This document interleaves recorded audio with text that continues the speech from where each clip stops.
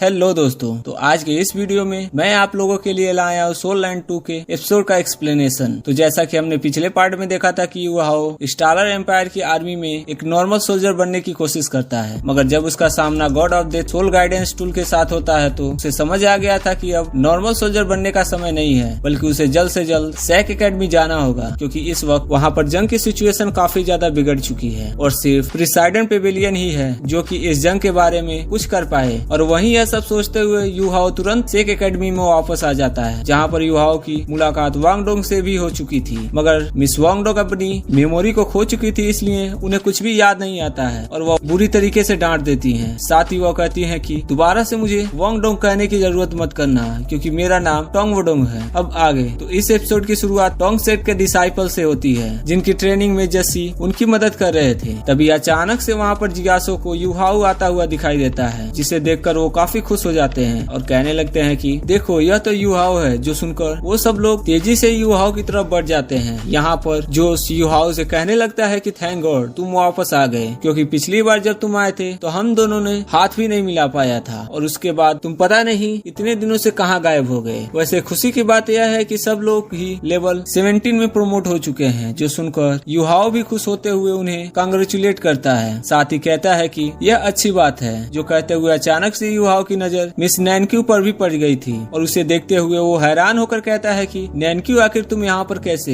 जिस पर मिस नैनक्यू जवाब देते हुए कहती है कि पिछली बार तुमने और तुम्हारे टंगसेट ने मेरी और मेरी मॉम की मदद की थी, इसलिए मैं टंगसेट से बहुत ही ज्यादा इंस्पायर हो गई और मैंने टंगसेट को ज्वाइन करने का फैसला लिया है। जो सुनकर युहाओ जवाब देते हुए कहता है कि यह तो अच्छी बात है। तभी अचानक से वहाँ पर मास्टर बेबी भी पहुँच गए थे, जो कि आते ही इन लोगों से कहने लगते हैं कि चारों तरफ खुशियाँ ही खुशियाँ हैं और मैं तुम लोगों के पास एक और खुशखबरी लेकर आया हूँ। क्या तुम लोग उसके लिए तैयार हो? जो सुनकर सभी काफी खुश हो जाते हैं। जज का यह कहना ही था कि तभी अचानक से टोंग साइड का दरवाजा ओपन हो जाता है, जिसके दूसरी तरफ हम यहाँ पर मिस टोंग वुडोंग को देख पा रहे थे, जो कि पहले से भी ज्यादा खूबसूरत दिखाई दे रही थी। यहाँ पर मिस टोंग वुडोंग को देखकर उसके दोस्त हैरान होते हुए कहते हैं कि यह तो वांगडोंग है, वो वापस आ गई। यह कहते ही वो लोग अभी खुशी हो रहे थे कि दूसरी तरफ मिस टोंगडोंग यह बताते हुए कहती है कि मैं वांगडोंग नहीं हूँ। यह सुनकर वो सभी हैरान हो जाते हैं, लेकिन युहाओ सामने की तरफ आकर उन्हें समझाते हुए बताता है कि इसका नाम टोंग वुडोंग है। यह सेक्स सुपरवाइजरी टीम की एक मेंबर है, जो कि फिलहाल इस ट्रिप में हमारे साथ चली आई है और उम्मीद करता हूँ कि तुम लोग समझ गए होंगे। यहाँ युहाओ अपने दोस्तों को समझाते हुए कहता है कि टोंग वुडोंग अपनी याददाश्त खो चुकी है और इसलिए मैं चाहता हूँ कि तुम उसके कंडीशन के बारे में मत पूछो। लेकिन मिस नैनक्यू को तो कुछ समझ ही नहीं आ रहा था। वह हैरान होते हुए कह रही थी कि दोस्तों यह तो वांगडोंग है ना,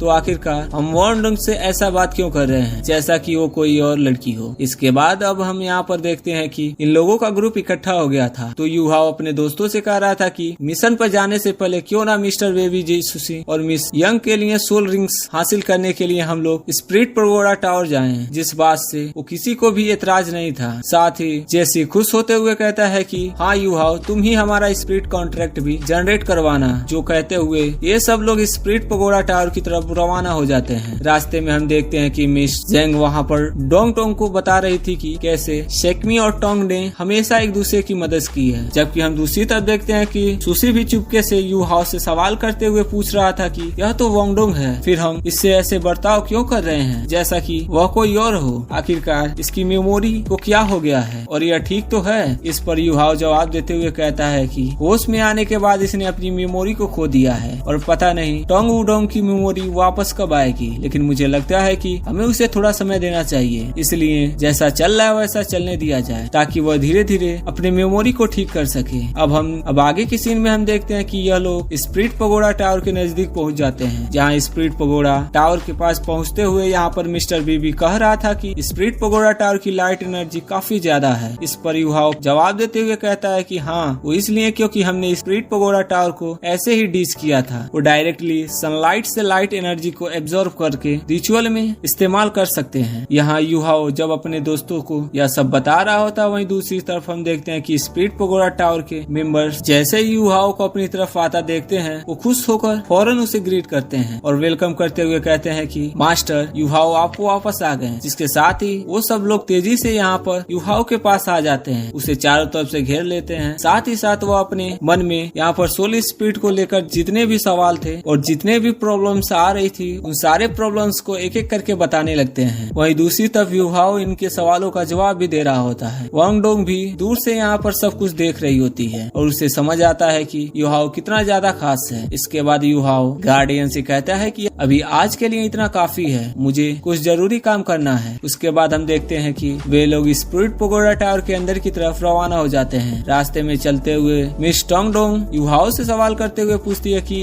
आखिर यह सोल स्पिरिट क्या है, जिस पर युहाओ कहता है कि जब कोई भी सोल बीस्ट अपनी लाइफ के एंड तक आ जाता है और उसकी लाइफ खत्म हो जाती है तो किसी भी सोल मास्टर के साथ एक कॉन्ट्रैक्ट जनरेट कर सकता है, जिससे बेशक उसकी फिजिकल बॉडी तो खत्म हो जाएगी लेकिन उसकी कॉन्शियसनेस हमेशा सोल मास्टर की बॉडी में रहेगी, जिस फॉर्म को सोल स्पिरिट फॉर्म कहते हैं। ऐसा करने में उस बीस्ट की जिंदगी बढ़ जाती है और इवन दो यहाँ पर थोड़ा चांस होता है कि वह दोनों बीस्ट और साथ में सोल मास्टर हमेशा के लिए इंटरनल लाइफ भी उनको मिल जाए, मगर इंटरनल लाइफ हासिल करने के लिए उस सोल मास्टर को पहले गॉडहुड में जाते हुए एक गॉड बनना होगा। यह सुनकर मिस टोंग टोंग ऐसा मुंह बनाने लगती है कि जैसा गॉड बनने में क्या ही खास है और मैजिकल पैलेस भला किसको चाहिए, क्योंकि वो खुद भी एक गॉडहुड के मैजिकल पैलेस को छोड़कर अर्थ पर आई थी। उसकी यह बातें युहाओ को अजीब जरूर लगती है लेकिन वो इस पर ज्यादा ध्यान नहीं देता है। वहीं दूसरी तरफ हम देखते हैं कि स्पिरिट पगोडा टावर के गेट पर कुछ लोग युहाओ का इंतजार कर रहे होते हैं। वह इन्हें देखकर फौरन ही वेलकम करने लगते हैं, जिसके बाद वो इन सब लोगों को अपने साथ स्पिरिट पगोडा टावर के मेन हॉल में ले जाते हैं, जहाँ पर यह सारे के सारे सोल स्पिरिट कॉन्ट्रैक्ट जनरेट होते हैं। और उस पोर्टल के अंदर से हम देखते हैं कि एक गोल्डन कलर का हेवली ड्रैगन हॉर्स निकल जाता है, जिसके बारे में वाइजी कह रही थी कि सिमिलो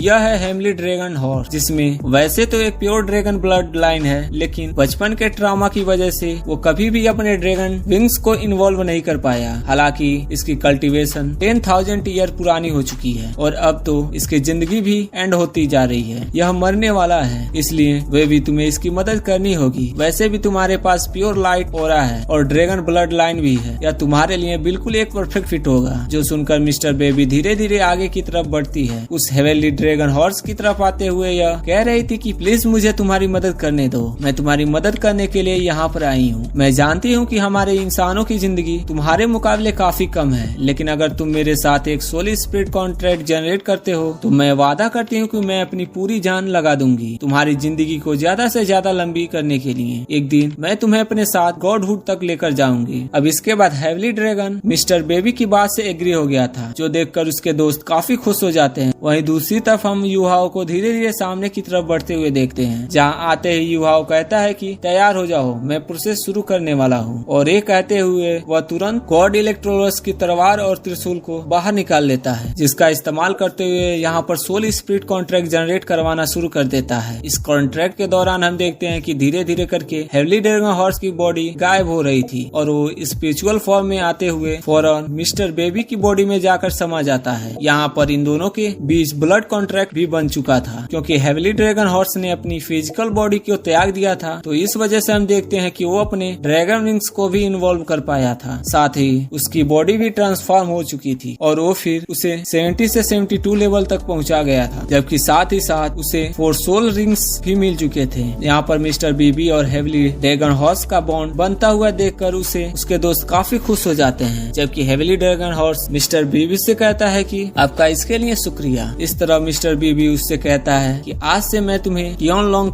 कर पुकारूंगी। यहाँ पर सब होने के बाद वाइजन कहती है कि अब अगली बारी है एक Ruby soft dragon Python beast की, जो कि 300 ईयर्स साल से कल्टीवेशन प्रैक्टिस कर रहा है। वो बहुत ही ज्यादा फ्लेक्सिबल और साथ ही साथ कॉम्बैट फाइट में बेहतरीन माहिर है। यंगन, मुझे लगता है कि यह बीस्ट तुम्हारे लिए बिल्कुल सुटेबल होगा। जो सुनकर मिस यंग सामने की तरफ आने लगती हैं, लेकिन दूसरी तरफ मिस वाइजी बताती हैं कि एक प्रॉब्लम है। जैसा कि युहाओ ने रूल्स के हिसाब से बताया था कि कोई भी सोल स्पिरिट कॉन्ट्रैक्ट बनाने से पहले बीस्ट का एग्री होना जरूरी है। एक काम तुम्हें करना होगा, क्योंकि वो इंसानों से नफरत करता है और यह इस वजह से क्योंकि सेक एकेडमी के एक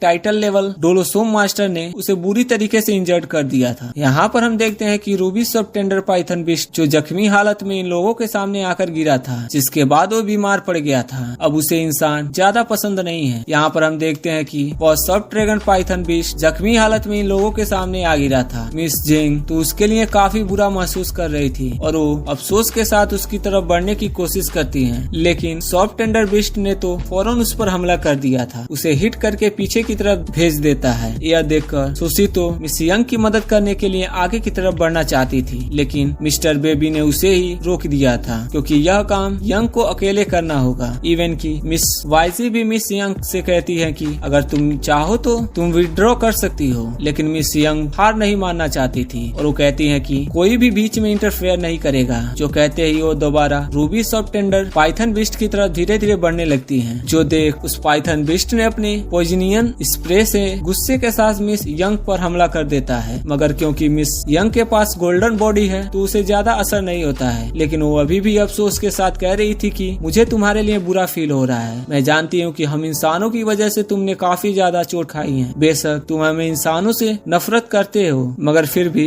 मैं तुम्हारे लिए बुरा फील करूंगी। मैं नहीं चाहती कि तुम्हारे बीच में कोई नफरत हो। अब यहाँ पर हम देखते हैं कि पाइथन बिस्ट लगातार हमला कर रहा था और हमला करते हुए उसे काफी इंजर्ड भी कर देता है, मगर मिस यंग उस पर हमला करने के बजाय अभी भी हमदर्दी दिखा रही थी और वह नहीं चाहती थी कि इंसान और बिस्ट का रिश्ता हमेशा एक दूसरे को मारने के लिए हो और वह उसे रोकना चाहती थी। यह कहते हुए वो सुवी सॉफ्ट टेंडर पाइथन बिस्ट को टच कर देती हैं। वो भी थोड़ा सा शांत हो चुका था। साथ ही यंग कहती है कि एक दूसरे को मारने से कुछ नहीं होगा, बस इससे सिर्फ हम इस दुनिया का बैलेंस बिगाड़ देंगे। हमें इसे रोकना ही होगा और इस चीज की शुरुआत सबसे पहले मैं करूंगी। मैं जियांगन हेमन के सामने कसम खाती हूँ कि आज के बाद मैं कभी भी किसी सोल बिस्ट का शिकार किसी सोल रिंग को हासिल करने के लिए नहीं करूंगी, नहीं तो बेशक मुझे मौत आ जाए। ये सारी बातें सुनकर rude soft tender python beast भी काफी ज्यादा सरप्राइज हो गया था, क्योंकि उसने कभी किसी इंसान को ऐसी चीजें करते उम्मीद नहीं किया था। तभी अचानक से हम देखते हैं कि सुशी भी सामने की तरफ आते हुए कहता है कि हाँ, मैं भी कसम खाता हूँ कि मैं आज के बाद किसी भी सोल बिस्ट का शिकार उसके सोल रिंग के लिए नहीं करूंगा। इसके बाद हम देखते हैं कि यू हाउ सामने की तरफ आते हुए कहता है कि मैं भी कसम खाता हूँ कि मैं इंसानों और सोल बिस्ट के बीच अमन कायम करने की पूरी कोशिश करूंगा। मिस्टर बेबी जो कि टंग सेट को रिप्रेजेंट करता है, वो भी कसम खाता है कि हमारे टंग सेट का कोई भी डिसाइपल फ्यूचर में सोल रिंग को हासिल करने के लिए किसी भी बिस्ट का शिकार नहीं करेगा, बल्कि वो उनके साथ सोल स्पिरिट कॉन्ट्रैक्ट ही जनरेट करेंगे ताकि हम इंसानियत के लिए सोल मॉडल बन सके कि हमें इस रास्ते को अपनाना चाहिए। यहाँ पर इन लोगों की बातें सुनकर पाइथन वैसे तो दंग रह गया था, जबकि वाइजी भी यह सुनकर मुस्कुराने लगी थी। पीछे की तरफ मिस टोंग टोंग भी यह सब होता हुआ देख वो अपने मन में कहती है कि पता नहीं क्यों ये सब लोग जब इस तरह से कस्में खा रहे हैं, ऐसा लग रहा है कि मुझे भी इनके बीच जाना चाहिए। यहाँ पर मिस टोंग टोंग यह सब सोच रही थी कि दूसरी तरफ हम देखते हैं कि वाइजी धीरे से यंगनेन के पास आते हुए कहती है कि तुम लोगों का बहुत बहुत शुक्रिया। मैं तुम लोगों के जज्बातों को समझ सकती हूँ, क्योंकि यहाँ पर Rudy soft tender python beast भी एग्री हो चुका है। इसलिए मिस वाइजी कहती है कि यंग तैयार हो जाओ ताकि तुम लोगों का सोल स्पिरिट कॉन्ट्रैक्ट जनरेट करवाना शुरू किया जा सके। जो सब सुनते हुए दूसरी तरफ हम देखते हैं कि यू हाउ ने भी इन लोगों का सोल स्पिरिट कॉन्ट्रैक्ट जनरेट करवाना शुरू कर दिया था, जिस कॉन्ट्रैक्ट के दौरान हम देखते हैं कि पाइथन वेज स्प्रिंग मिस यंग को चारों तरफ से कवर कर चुका था, जिसकी वजह से मिस यंग की बॉडी बहुत ही तेजी के साथ चमक रही थी। और जैसे ही यहाँ पर वो सोल स्पिरिट कॉन्ट्रैक्ट कंप्लीट हुआ, मिस यंग की बॉडी पूरी तरीके से ट्रांसफॉर्म हो चुकी थी। उसको 4 ब्लैक कलर की शोल्डर रिंग्स मिल चुकी थी, जो देखकर उसके दोस्त काफी सरप्राइज हो जाते हैं। साथ ही साथ हमें मिस यंग से जानने को मिलता है कि उनके 3 skills Rudy soft tender python beast को भी मिल चुके हैं, जिस वजह से पहला तो टेलीपोर्टेशन स्किल, दूसरा गिब्रिटेशन कंट्रोल स्किल और तीसरा टेक्निक। ये तीनों technique Ruby soft tender python beast को यहाँ पर मिस यंग से मिल चुका है। जबकि साथ ही साथ वह पाइथन बिस्ट को प्यार करते हुए कहती है कि मैं फ्यूचर में कई सारे स्किल सिखाऊंगी। यह सब देखकर संसी काफी ज्यादा एक्साइटेड हो गया था और वो एक्साइटेड होते हुए कहता है कि अब मेरी बॉडी और मुझे पूरा यकीन है कि सबसे ज्यादा जबरदस्त सोल बिस्ट तो मेरा ही होगा। चलो वाईजी, मेरे सोल बिस्ट को यहाँ पर बुलाओ। जो सुनते ही हम देखते हैं कि वाईजी धीरे धीरे सोल बिस्ट को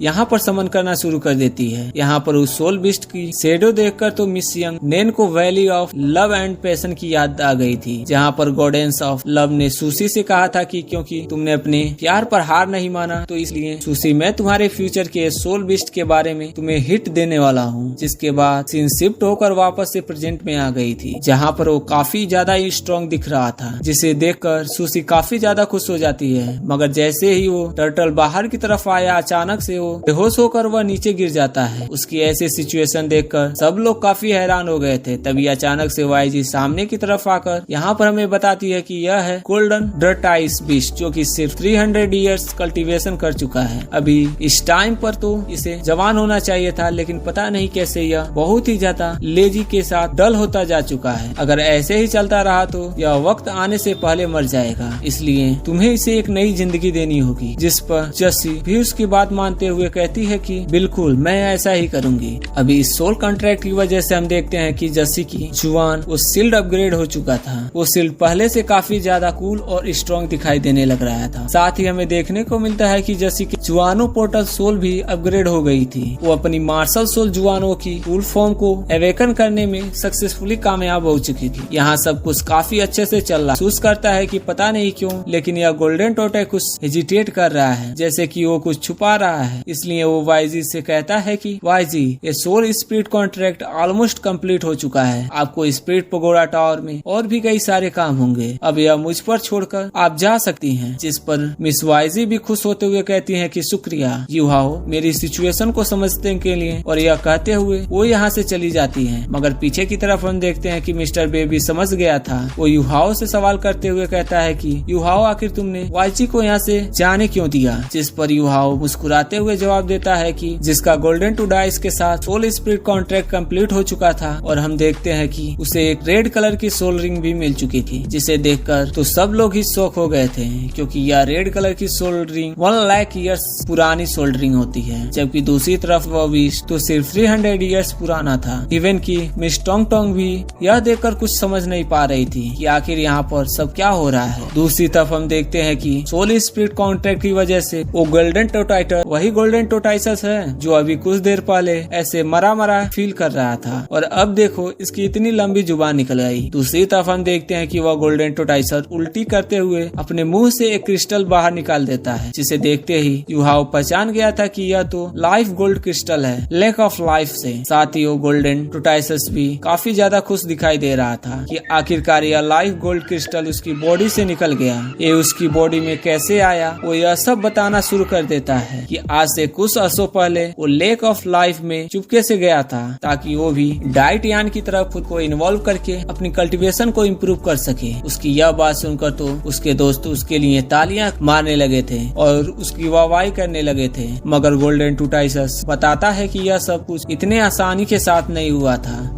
जब मैं वहाँ पर कल्टीवेशन कर रहा था तभी डाइटन वापस आ गया था और मुझे वहाँ से भागना पड़ा था। भागते भागते मैंने वहाँ से लाइव गोल्ड क्रिस्टल भी चुरा लिया था। मुझे लगा था कि शायद इससे मेरी कल्टीवेशन इम्प्रूव होगी, मगर मुझे क्या पता था कि यह मेरी कल्टीवेशन इम्प्रूव करने की वजह मेरी लाइफ एनर्जी को ही कंज्यूम करेगा, और इसी के वजह से मैं इतनी तेजी के साथ बूढ़ा हो रहा था। या तो भला हो तुम लोगों का जिन्होंने मेरी जान बचा ली, वरना तो मैं मारा ही जा चुका था। यहाँ ये सारी बातें सुनकर युवाओं को समझ आ जाता है कि अच्छा, तो इस लाइव गोल्डन क्रिस्टल की वजह से या गोल्डन टोटाइसस 1 लाख ईयर साल पुराना सोल वेस इतनी जल्दी बन गया, जबकि गोल्डन एंटरटाइज का सोल स्पिरिट कॉन्ट्रैक्ट तो जेसी के साथ कंप्लीट हो चुका था। तो वो उसकी बॉडी में चला जाता है। पीछे की तरफ रह गया था वो लाइव गोल्ड क्रिस्टल, जिस क्रिस्टल के साथ रिएक्ट करते हुए यहाँ पर युवाओं की बॉडी से फौरन उसका लाइव गार्डियन कॉर्वलिंग ब्लेड निकल कर बाहर आ गया था, और यहाँ वो उस क्रिस्टल के साथ रिएक्ट करते हुए उसे अपनी बॉडी के साथ मर्ज कर लिया था। जहाँ इन दोनों के मर्जिंग प्रोसेस की वजह से उसकी बॉडी से काफी ज्यादा हाई एनर्जी एनलिस होने लगी थी। किसी को भी कुछ समझ नहीं आ रहा था कि यह सब क्या हो रहा है, और यहाँ पर इसी सीन के साथ इस एपिसोड का अंत हो जाता है। तो दोस्तों, अगर आपको वीडियो अच्छा लगा तो वीडियो को लाइक कर देना, चैनल को सब्सक्राइब कर देना। मिलते हैं अगले वीडियो में, तब तक के लिए keep watching, keep supporting, thank you.